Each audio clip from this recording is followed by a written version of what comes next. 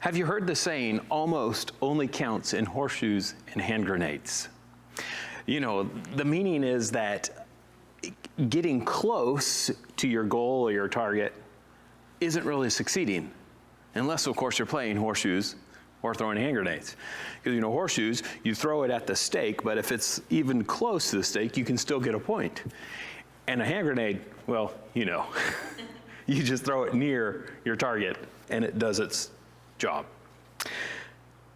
But when I was a kid, I used to hear that saying every once in a while. You know, when I was asked, like, have you finished cleaning your room? Oh, almost.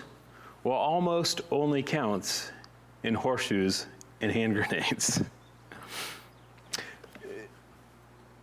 You haven't succeeded if you just almost got there. Almost, or kind of, or partially falls short.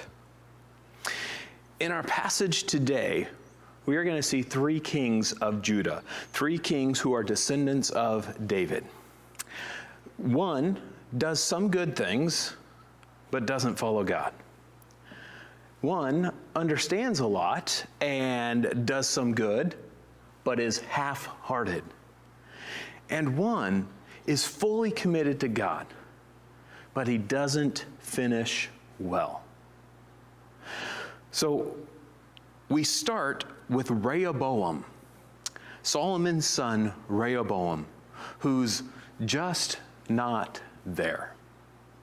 Rehoboam, we find this account in chapter 12. But if you remember, the priests and the Levites had come down from the northern territory, the northern tribes, and had come to Jerusalem because of Jeroboam setting up his idolatry and his idolatrous worship. They have come down to Jerusalem so they can take part in true worship of the true God. And we read in chapter 11 that things were good there for 3 years. But then we come to chapter 12. Chapter 12, verse 1 says, "When the rule of Rehoboam was established and he was strong, he abandoned the law of the Lord and all Israel with him. In the 5th year of King Rehoboam, because they had been unfaithful to the Lord, Shishak, king of Egypt, came up against Jerusalem with 1,200 chariots and 60,000 horsemen, and the people were without number who came with him from Egypt, Libyans, Sukkim, and Ethiopians. And he took the fortified cities of Judah and came as far as Jerusalem." So Rehoboam and the people of Judah, we're told that they turned from God. So God sent the king of Egypt to fight against them. Now, there's two important things that we need to consider as we look at the history of the kings of Judah and Israel. The first thing is the covenant between God and Israel.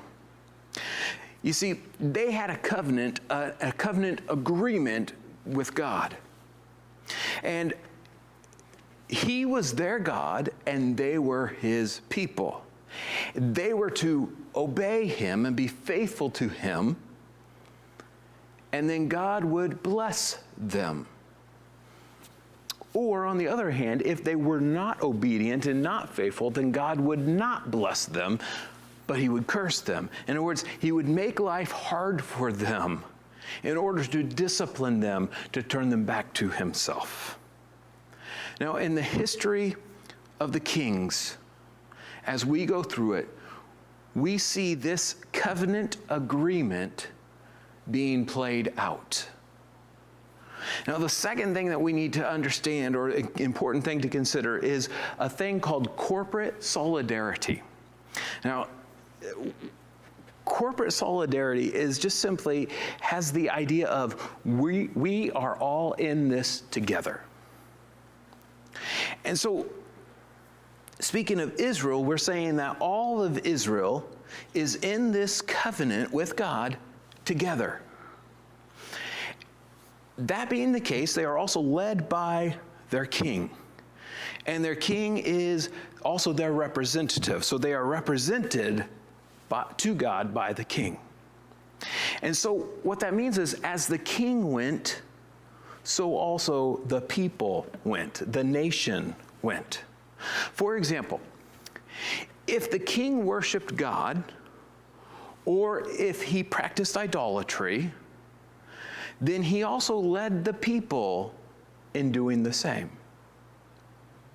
But also, if the king, as the representative of the people, the representative of the nation, if the king was an idolater, or if he was faithful to God, then the nation was considered the same. That doesn't mean that necessarily every person in the nation was an idolater or was faithful. But as far as the national promises of the covenant went, they were all taken together as a whole. Now, there's an important implication of this, even for us today, because our relationship with Jesus is similar to Israel's relationship to their king. You see, as believers in Jesus, we are identified with Jesus. We are his people. He is our king. He's our representative. He leads us in being righteous, and he represents us before God. And so we are not perfect, but our king is. And we are declared righteous, or considered righteous, because of our corporate solidarity with Jesus, our king and our representative before God. So, Judah is under attack, and the prophet is sent with a message from God in verse 5. And his message goes something like this. This is from God, goes just like this. From God speaking, he says, "You abandoned me, so I have abandoned you to the hand of Shishak." They hear that this is from God, and they respond to it immediately, and it's a good response. The leaders of Israel, including the king, they all humble themselves and recognize that God is just in what he is doing. In other words, that what he's doing is right. It fits with the covenant agreement. He's just. And so this is actually the right response. They have a good attitude, a right attitude. And God responds to their right attitude by showing them mercy. And he says, Jerusalem will not be destroyed. Now, Jerusalem was still subdued, but it was not destroyed, and the people were not put to death. But Shishak and his men, they came in and they took all the valuable stuff from the temple and from the king's palace, including Solomon's shields. You know, all those gold shields that Solomon had made and that he put up on display, they took them all. And eventually Rehoboam, he replaced them with some bronze ones. Not near as nice, but he put something there in their place. But this is an amazing thing. Not good amazing, but amazing. You see, all of that strength that Solomon had, all of the wealth that Solomon had amassed, it was quickly and easily lost. It's gone. You see, because that strength and that wealth, that was a blessing from God. But now God has taken that blessing away. And so we're told that Rehoboam ruled for 17 years. And he did this one good thing that we saw, that he humbled himself and said, God is just. But look how his life is summarized. You find it in verse 14, chapter 12 and verse 14. It says, and he did evil, for he did not set his heart to seek the Lord. That's the summary of his life. He did evil, for he did not set his heart to seek the Lord. Now, this is not just saying that he did wrong things. This is saying that he didn't do something, that he didn't have a heart for God. He didn't seek to follow God. God was not his priority in life or his love in life. He was living for himself rather than God. So we need to catch this. Set your heart to seek the Lord. Setting your heart to seek the Lord is the beginning of spiritual vitality. It's the beginning of living for God and serving God. It all starts with the heart. You see, if your heart is committed to God, then your life will follow. If your heart is not committed to God, then your life will follow. Well, let's move on to Rehoboam's son, half-hearted Abijah. Now, we find his story in chapter 13.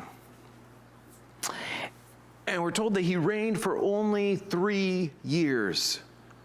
And he continued to be at war with Israel, with the northern tribes and Jeroboam, their king. Now, 2 Chronicles 13 records what happened at a particular battle. And let me summarize it for you.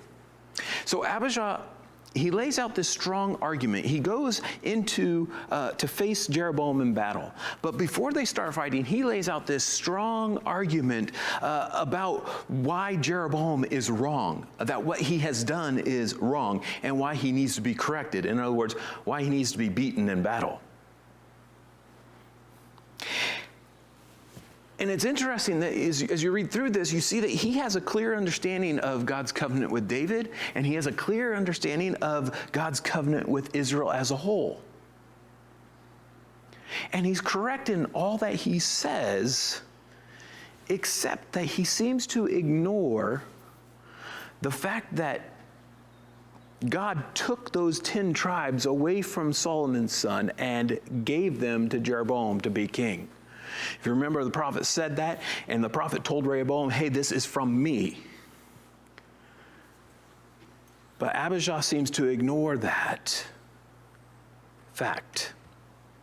And he actually accuses Jeroboam of just taking advantage of Rehoboam when he was young and unestablished and not yet strong.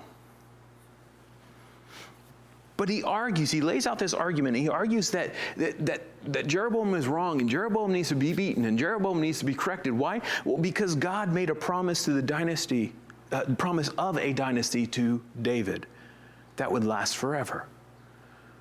And so he's saying the legitimate king is the Davidic king, the descendant of David, who rules in Judah. He goes on to argue that Jeroboam led a rebellion against the Davidic king, and so this current conflict that they're in and that has been going on for years is all Jeroboam's fault. And then he accuses Jeroboam of trusting in his larger army, because his army was larger than Judah's, but trusting in his larger army and in his idols that he had made, and he accuses him of turning away from God, which was true. But he continues on, though, that Judah has God on their side because they have the true priests. You know, the priests and Levites who had left the northern kingdom because of the false worship that was happening there and came down to Judah, to Jerusalem.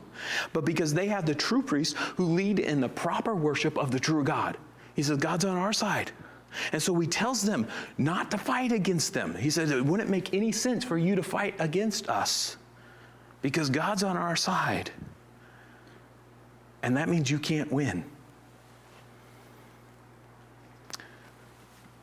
while he was talking, Jeroboam had sent part of his army around behind the army of Judah to ambush them. And when Judah all of a sudden realizes their situation, they immediately pray to God for help. And this is the key to the passage. They immediately turn to God. They immediately pray. They rely fully on God.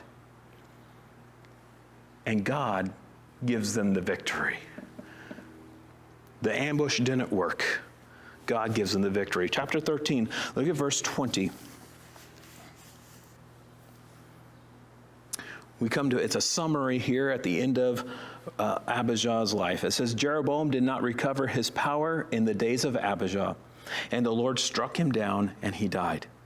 But Abijah grew mighty, and he took 14 wives and had 22 sons and 16 daughters. The rest of the acts of Abijah, his ways and his sayings, are written in the story of the prophet Iddo. Now, this is a pretty positive report about him. But there is one little hint of problems, and that is that he had many wives. So he was disobeying God's law.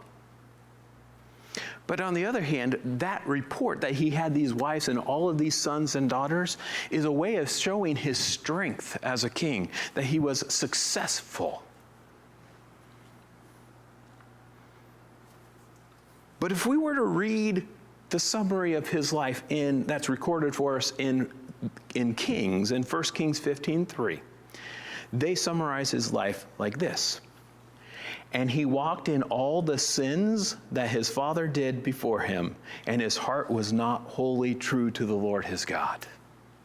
It's interesting because if we read in Chronicles, it sounds fairly positive. We just have this one instance that they tell about him where he did something good. But if we read in Kings, it says he wasn't right. He sinned just like his father did. You see, Chronicles is highlighting the good he did. Kings is highlighting that he was unfaithful. They're both true. But the key to understanding all this is the words, his heart was not wholly or fully or completely true to the Lord. So he did some good things. He did rely on God in this instance that was recorded for us in Chronicles, but he did not fully commit to God. He had a divided heart. Well, let's move on and look at his son, Asa. Asa becomes king, and he is devoted, but not to the end. We find his account in chapters 14 to 16, and when Asa became king, we're told that they had peace in Judah for 10 years. And then we're told why. Look at chapter 14 and verse 2. It says, and Asa did what was good and right in the eyes of the Lord his God. He took away the foreign altars and the high places and broke down the pillars and cut down the Asherim and commanded Judah to seek the Lord, the God of their fathers, and to keep the law and the commandments. He also took out of all the cities of Judah the high places and the incense altars, and the kingdom had rest under him. He built fortified cities in Judah, for the land had rest. He had no war in those years, for the Lord gave him peace. So God gave them peace and security because Asa was fully committed to God. And Asa lived for God. And we see that in the reforms that he instituted. He reformed Judah. He tore down all the illegitimate places of worship and all the idolatry, the places of idol worship. And catch this, he commanded, did you get that word? He commanded the people to seek God. He commanded the people to obey God. You see, he's taken his responsibility as king seriously. He was responsible to lead the people in following God. And so he commanded them to seek God, to follow and obey God. He's leading the people to do the right thing. Then we come to verse 9. Chapter 14, verse 9.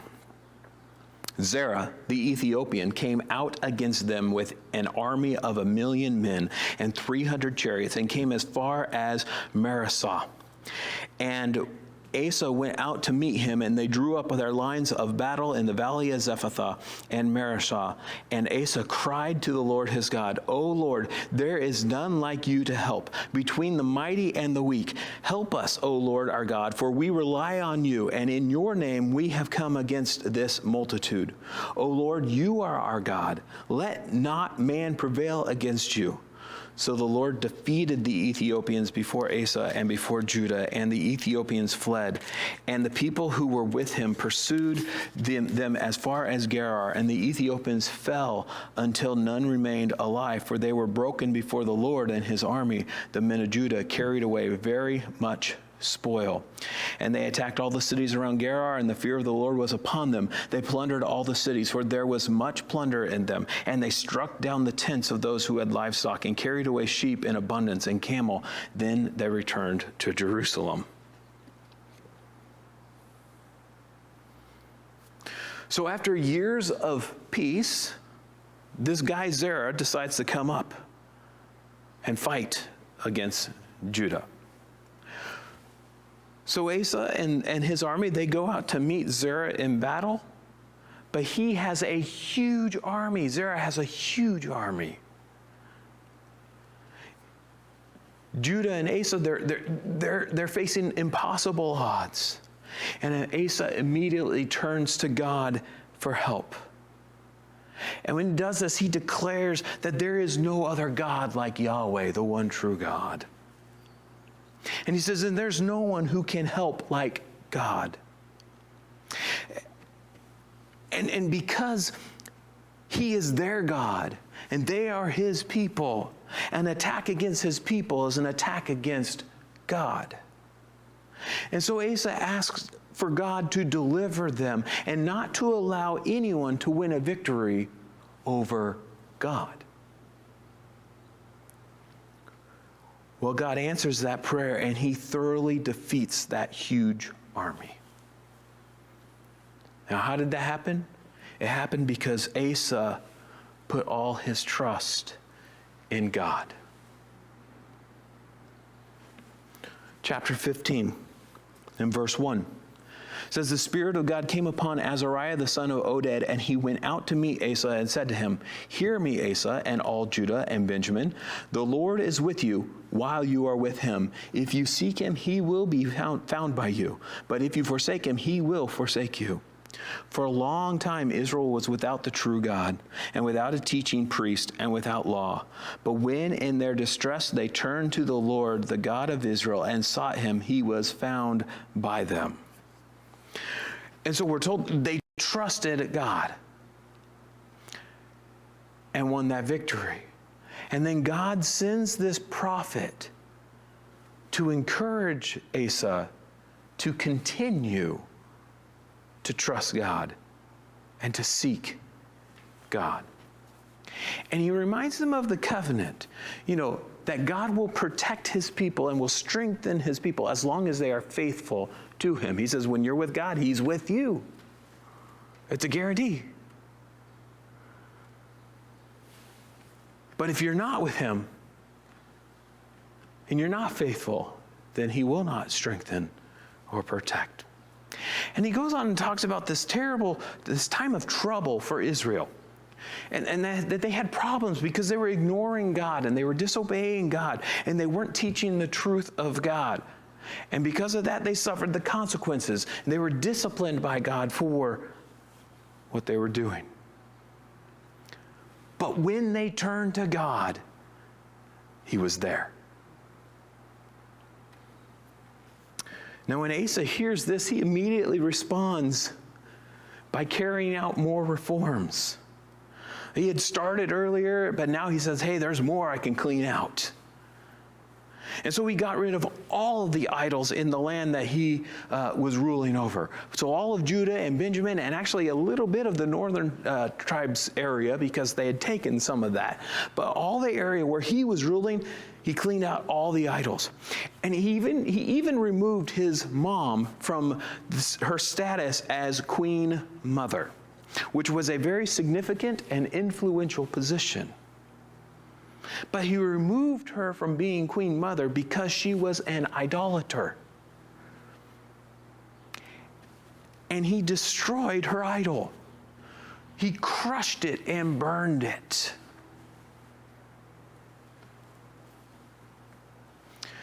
Not only that, but he repaired the altar of the temple.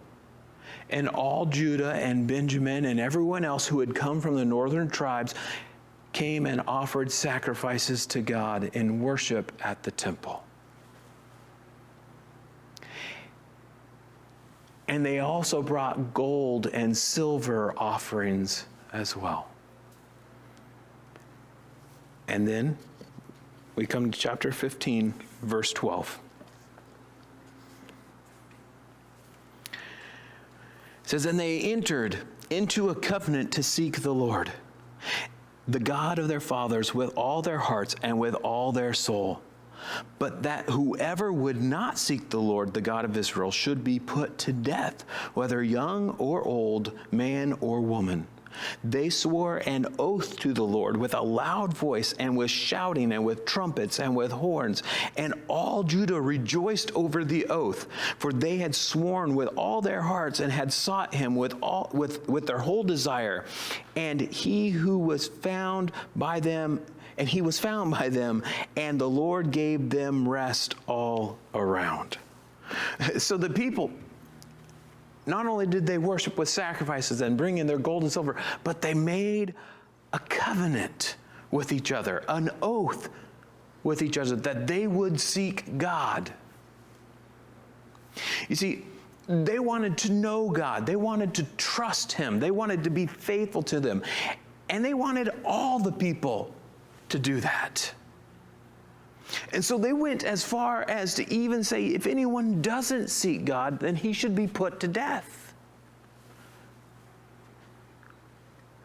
You see, this wasn't just a penalty, a death penalty for actively sinning against God, but it was a penalty for not actively seeking him or not following him. And they rejoiced over this oath they made. You see, they were ready to give God their all. And they were excited to fully commit themselves to him.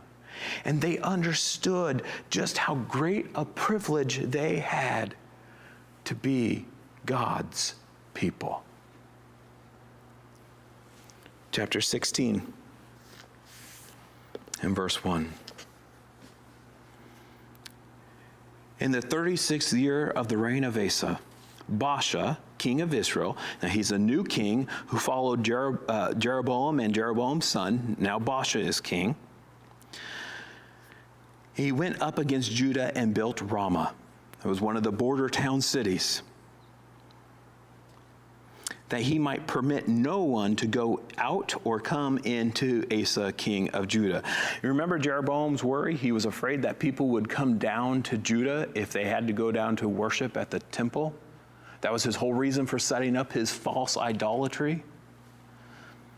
Well, that's what's been happening. And now Baasha, he wants to stop it as well. So he's fortifying the city, setting up a fortress so he can secure the land on the border there and say, you can't leave here and go down to Asa and Judah. Well, verse 2, "Then Asa took silver and gold from the treasures of the house of the Lord and the king's house and sent them to Ben-Hadad, king of Syria, who lived in Damascus, saying, There is a covenant between me and you, and there was between my father and your father. Behold, I am sending you silver and gold. Go break your covenant with Baasha, king of Israel, that he may withdraw from me. And so he was scared about Baasha coming down, and so he went to the king of Syria, and he took all the money from the gold and the silver from the temple and from the palace, and he gave him all of that money and said, our fathers used to have a covenant, so break your covenant with Baasha and help me. Make a treaty with me, help me. Well, it must have been enough money. Because verse 4 says, and Ben-Hadad listened to Asa, and he sent the commanders of his armies against the cities of Israel, and they conquered Ijon, Dan, Abel-Maim, and all the store cities of Naphtali. And when Baasha heard it, he stopped building Ramah and let his work cease. So he says, okay, and he goes and he attacks some of the northern cities in Israel. And Baasha hears about it, and he has to go up and deal with it.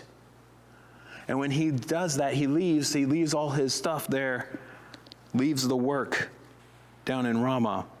In verse 6, then King Asa took all Judah, and they carried away the stones of Ramah and its timber, with which Baasha had been building, and with them he built Geba and Mizpah. So when Baasha runs away, Asa goes and steals all his building materials. And he takes them and builds up his own border towns and fortifies his own cities.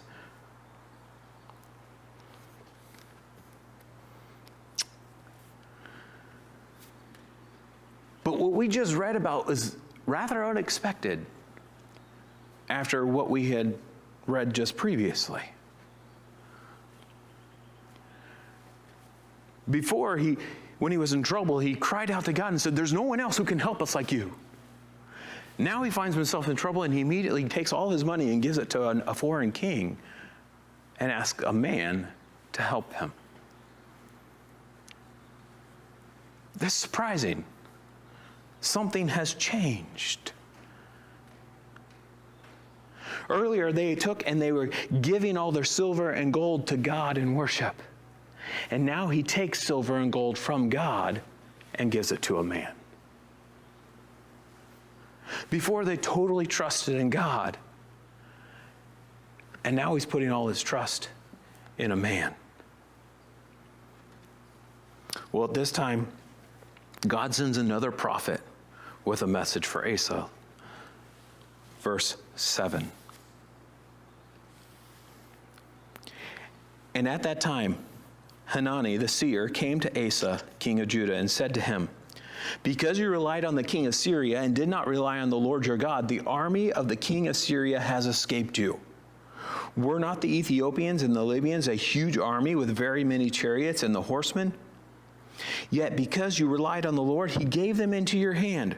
For the eyes of the Lord run to and fro throughout the whole earth to give strong support to those whose heart is blameless towards him, or whose heart is completely his. You have done foolishly in this, for from now on you will have wars. Then Asa was angry with the seer and put him in the stocks in prison. For he was in a rage and with him because of this. And Asa inflicted cruelties upon some of the people at the same time.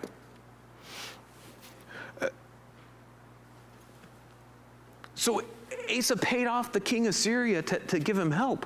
And it seemed to work. His plan seemed to have worked, at least for now. But God sends a prophet and he says, you know what? You can't count on him. He says, they've escaped you.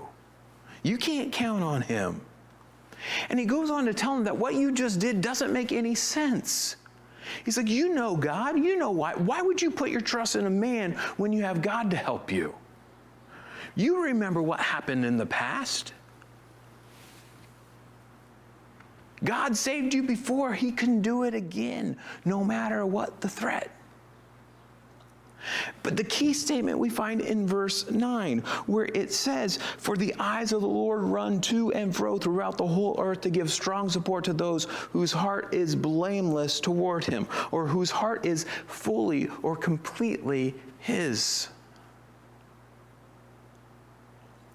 He says that God is ready to support anyone who is fully devoted to him. God is ready to support anyone who is fully committed to him from the heart.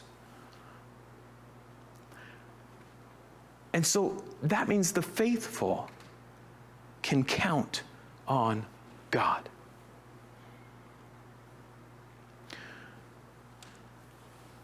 But this comes through loud and clear. God's people are to give themselves fully, completely to God.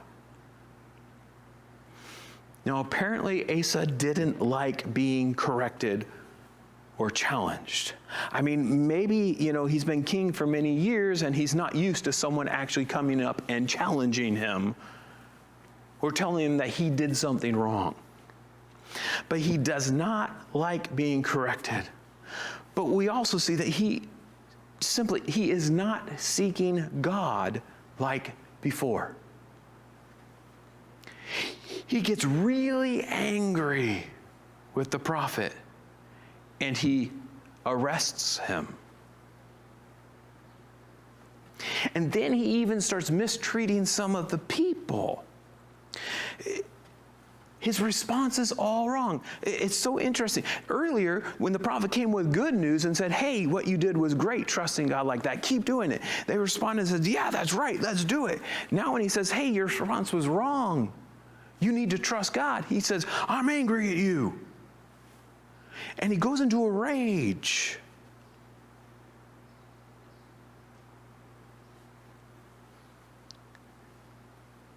His response is all wrong. He's angry with God. Now, Asa strikes me as someone who knows the truth but refuses to do it. He knows what's right but refuses to do it. And then that makes life miserable for him. And then he takes it out on the other people around him. Verse 11. The acts of Asa from the first to the last are written in the book of the kings of Judah and Israel. In the 39th year of his reign, Asa was diseased in his feet, and his disease became severe. Yet even in his disease, he did not seek the Lord, but sought help from the physicians. And Asa slept with his fathers, dying in the 41st year of his reign. They buried him in the tomb that he had cut for himself in the city of David. They laid him on a bier that had been filled with various kinds of spices prepared by the perfumer's art, and they made a very great fire in his honor. So Asa dies, and he's given an honorable burial. The people respect him. He's respected as a good king. And he was. For the most part, he was. But he didn't finish well.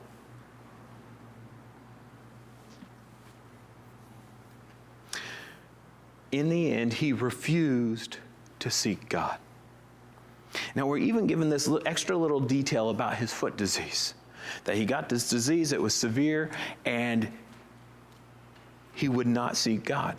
He saw doctors, but he would not seek God. Now, that's not an anti-doctor statement. It's simply saying, why in the world would you not seek the one who is the great physician, the one who is able to heal more than any other? You'll seek doctors, but you won't seek the greatest healer. Asa refused to humble himself and refused to seek God. Now, according to his own decree that he made earlier in his life, and according to the vow that he had made along with the other people of Judah, he deserved to die. You see, his life changed in those last years as he drifted from God. His heart wandered, and his all-in commitment to God faded. Again, what stands out here is that God's people are to give themselves fully, completely to Him. And the thing is you don't just do it just because of the benefits, although that's there, that's true. But we give ourselves fully, completely to God because it's right.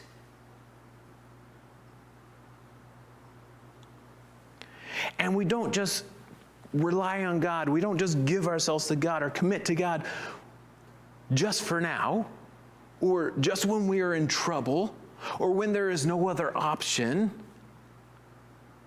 but always, all the time, forever. Of course, this reminds me of the messages that Jesus gave to the 7 churches in the book of Revelation, in Revelations 2 and 3. Let me mention just a couple of those churches. First was the church in Laodicea. And Jesus said, well, you are neither hot nor cold, and because you're neither hot nor cold, I'll spit you out of my mouth. And really this was a challenge of that they were just sitting on the fence. They weren't fully committed. They were kind of half-heartedly following Jesus. And Jesus' challenge to them is that this sitting on the fence, this kind of following, is not following. This being with Jesus a little bit is not being with Jesus. And so Jesus challenges the church to be all in, to be fully devoted to Him, giving themselves completely to Him. And then he talks to the church of Ephesus. Now, the church at Ephesus, they had done many good things, and they were doing many good things. And it says that they were opposed to evil, and they were opposed to false teaching. But Jesus says, but I have one thing against you. You have abandoned your first love. Speaking of Himself. He's like, your hearts have wandered.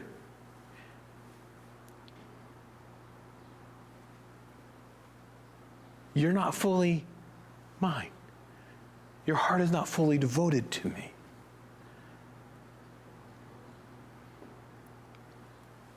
They had abandoned, they had lost their first love. They weren't fully His.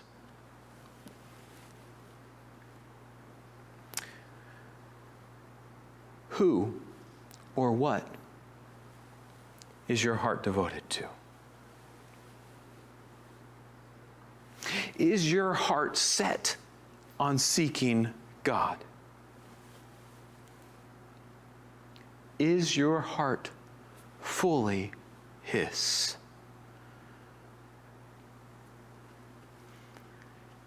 If your heart is committed to God, then your life will follow. If your heart is not committed to God, then your life will follow.